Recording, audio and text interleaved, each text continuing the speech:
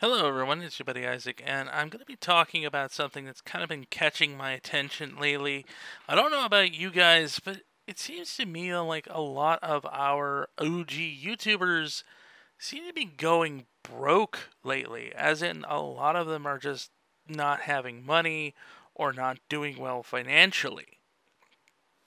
For every Markiplier, Jacksepticeye, Moist Critical, or Mutahar from some ordinary gamer, there's another Boogie2988. There's another YouTuber that fails utterly and miserably. Even previously arguably successful YouTubers kind of go into the dumps. The way that I see it is there's kind of three things that are really going on that might be contributing to this, so I wanted to do a little video kind of talking about it.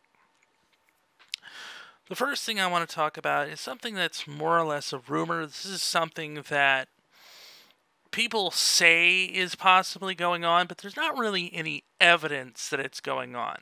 Basically, people are looking at their analytics, or looking at things and going, something's wrong here, something's changed. I don't like it.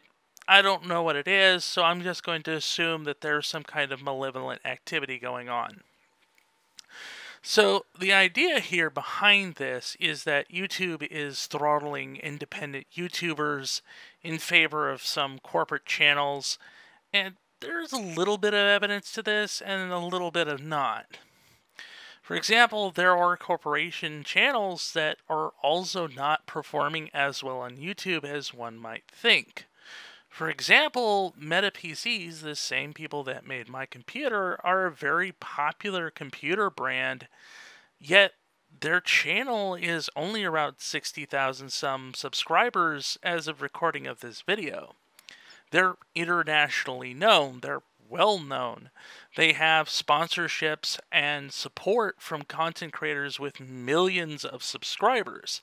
So it should reasonably be believed that there shouldn't be any issue with them being able to build a platform on this platform. Yet there definitely seems to be just that case. Now, I want to first off and say that one of the main things that makes it a little hard to believe that YouTube would be out there trying to purposely curtail channels from growing in favor of very specific YouTubers or other corporate channels is this would actually be a very risky form of business. You see, YouTube heavily markets itself as being a perfect place to start your own online video creation business, whether it's to corporations or to small kids, including up to content creator kits that you can buy at Target, Walmart, wherever you can find them, right? Now, if YouTube gets found out to be marketing themselves as this perfect place to actually create an online career, and then turns around and is found out to be purposely trying to stop people from making themselves an online career, that not only is a contradiction, but it's actually kind of illegal. You see, companies are not actually legally allowed to lie to you especially if that lie causes you to make a financial decision that you otherwise would not have made, especially if it affects your life and those around you. So, for example, if little Timmy decides that because YouTube has marketed themselves as this great big place to start their online career and buys all the streaming gear, all the stuff that they're supposed to need to actually do this, and then YouTube is actually strangling them, YouTube can actually be legally held responsible for that. And in worst cases, it could actually be considered to be essentially making YouTube go from a legitimate business to an international scam. And how that would work is that YouTube, again, entices young people to come and make content for their platform by claiming that they can make a career here by use of their monetization scheme. If YouTube is actively acting against that ability to make a career on the platform for whatever reason, if it's not for anything that's actually illegal or any kind of illicit activity, YouTube is technically breaking the law and essentially is making themselves, as I've said, a scam. Because they're basically baiting people into making content for their platform, claiming that they'll get paid or that they'll make some kind of living, while also very well knowing that that is very unlikely to happen.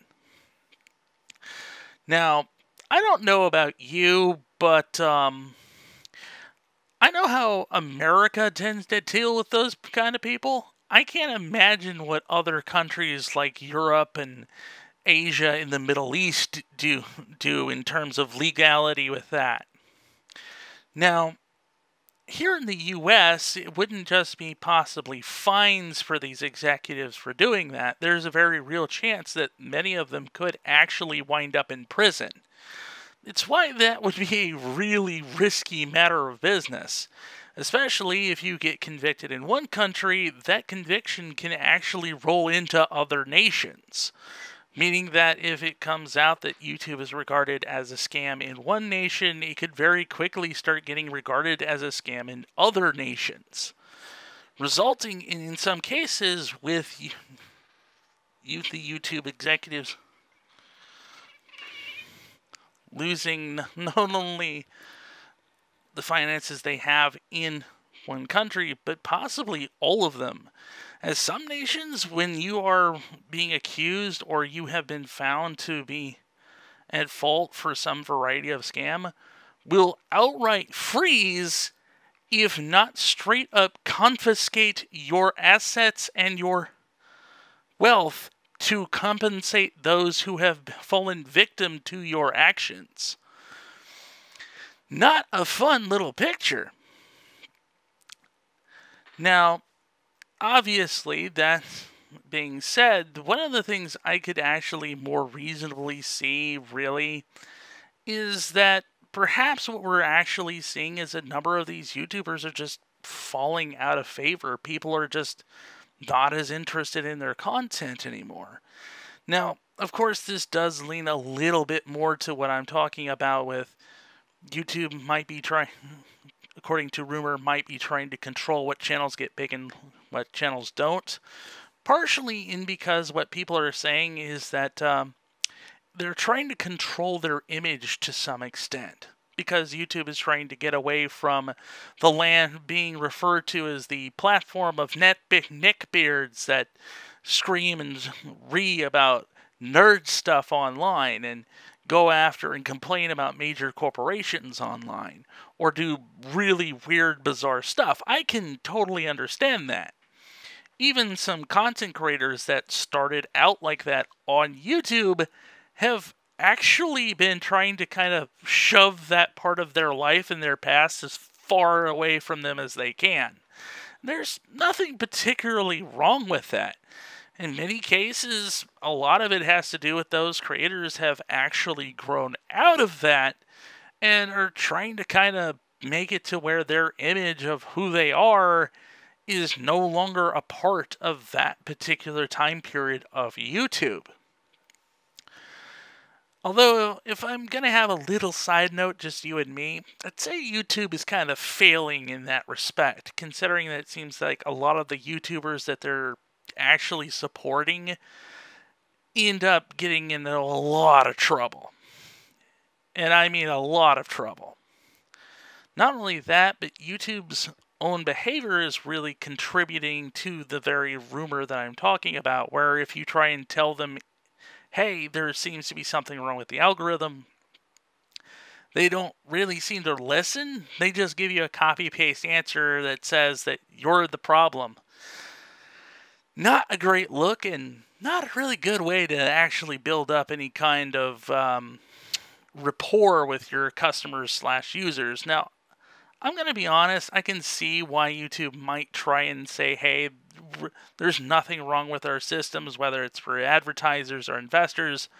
But if I can just say, as somebody that's been living with business and having studied it, business and finance for 20-some years, it's actually better to be honest about what's going on with your system. Not only so that you don't have rumors of you persistently possibly doing things maliciously to attack your users, but it also kind of gives you a feeling of people wanting to actually support you later down the road if then something does happen. Nobody expects YouTube to function perfectly. Even God-tier level programming after a specific time will start to fall apart. There's nothing wrong with YouTube saying, yeah, we're aware of something wrong in the system, we're trying to do a little maintenance. We apologize to everybody. In the meantime, we'll try and help everyone as best we can. That's actually how you're supposed to respond with customer service, not sending people articles that blame them as the problem. It kind of really does come off as being a malicious and direct attack against your very customers, let alone your users. Now, going back to what I was talking about, these YouTubers simply just falling out with their audiences because people, genuinely speaking, can get tired of the same content over and over again. I think Mutahar from Some Ordinary Gamers put it best. Not everyone can be The Simpsons, and to be fair, even The Simpsons are not being written by the same people that were writing the show in the 80s and 90s. Writers change. The show itself has changed over the years. The reality is that over time, audiences do get tired of the same content over and over again, especially if the YouTuber themselves doesn't seem to actually improve or grow up in any capacity. A lot of these YouTubers started themselves in this business when they were in their early 20s and maybe even early 30s. Yet, at a lot of times, it seems like they've just stagnated. They've never grown up. They've never gotten better at what they do. They keep publishing pretty much the exact same content, and it gets old. You can't keep doing that forever. Eventually, people are just going to click away. They're just not going to watch your content because they're tired of hearing it over and over and over again. It's kind of why I try to stop and not complain about YouTube repeatedly over and over again because, yeah, I realize you guys are going to eventually get tired of it. That's just how it works. But the third one, I think, is more, again, the reason I would bring up is that a lot of these YouTubers don't future-proof themselves. A lot of these YouTubers, when they have the money, seem to not bother trying to invest that money. And I don't mean in cryptocurrency or anything like that. I'm talking about actual investments. I'm talking about actually putting money in the stock market and buying shares in companies like Ford or GM or General Electric. Companies that are fairly stable, produce reasonable dividends, and can help protect your budget. Or hell, starting businesses. Starting things like a restaurant. Starting things like a real estate business where you go out, you buy something like an apartment complex, you go rent that out to people. Anything to try and supplement their income. And a number of these same YouTubers are complaining that they can't pay their rent or they're having issues paying their rent. When there have been years that they've earned well over $400,000 a year. I don't know about you, but if I make over $400,000 a year, I'm probably going to go house shopping at some point. I'm not going to risk having my livelihood based into an apartment. And I get that some of these guys would probably say, well, I live in the big city, I can't afford a house there. Here's a little hint. You don't have to live in the big cities. You're a YouTuber. Great thing about being a YouTuber is, especially at that stage, all you need is decent internet. You don't need to live in the big cities. If you move out to some more rural areas, there are actually a lot more affordable housing there that you can actually go find. You can find in some of the more rural parts of the country houses for right around $90 to $100,000 to $150,000, and that's in a nice 2 to 3 bedroom, 2 to 3 bath. Not a crazy mansion by any means, but a pretty decent place for not a whole lot of money. And like I said, you don't really, as a YouTuber, need to live in these big cities. You can live in fairly small towns and live fairly comfortable. There's nothing wrong with that. There's nothing wrong with living in more rural areas as long as those areas have good internet. Heck, the town I live in has right around 20,000, 30,000 people in it. It's nice. It's quiet. I don't have to deal with a whole lot. I'm not having to worry as much about my neighbor trying to steal my crap.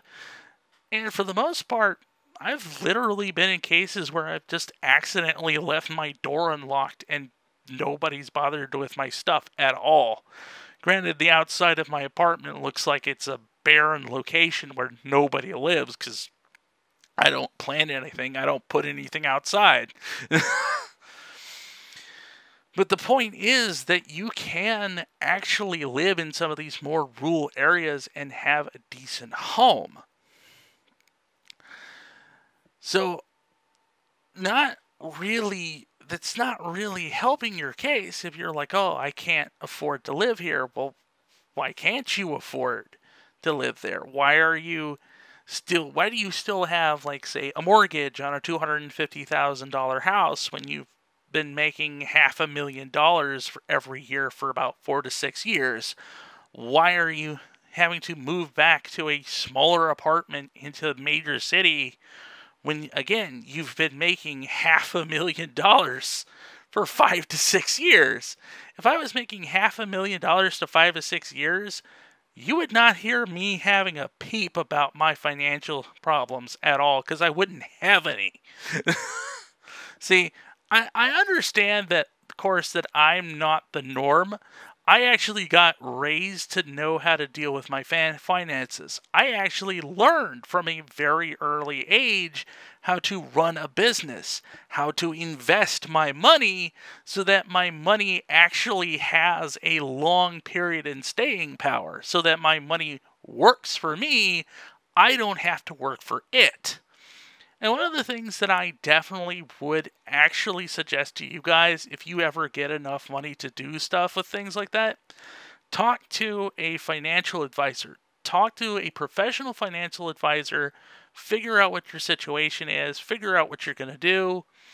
And go get yourself a broker. A broker that you can meet in person. You can talk to them. You can shake hands with, you can go and get coffee with every now and again. Somebody that you can personally go meet and trust with your cash and your money, and go talk to them as an individual. Don't just go investing willy-nilly if you're not like me and you don't know what you're doing, okay? I can go play around on Robinhood because, well, I'm familiar with what I'm doing. You guys, on the other hand, out there, probably not so much, unless you actually work in finance or in the stock market, okay? So, literally, these content creators are getting broke because they're not actually future-proofing their lives a little bit. You have to eventually try to future-proof yourself at some point. You're not always going to be able to make content. And in fact, that's actually another thing that's kind of looking YouTube in the face if they were doing the whole trying to control people who get big or not on the platform, because eventually Markiplier, Jacksepticeye, all of these guys that we know and love, they're going to get old. They're going to get to the point where they're going to become old enough where they're not going to want to make content anymore. They're going to want to just enjoy life with their family and just sit back with what money they've made. Without YouTubers to genuinely replace them, YouTube would be SOL because there wouldn't be anybody to keep eyes on the platform. They just go to other platforms like Rumble, BitChute, or Odyssey, where more entertaining individuals are.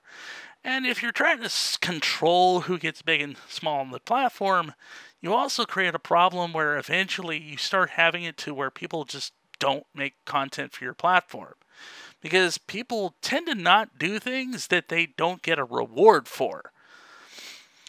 So, not exactly great for business. But this is pretty much my little rant for the day, guys. I hope you enjoyed this video. Don't forget to leave a like, subscribe, and comment down below. And let me know what you guys think.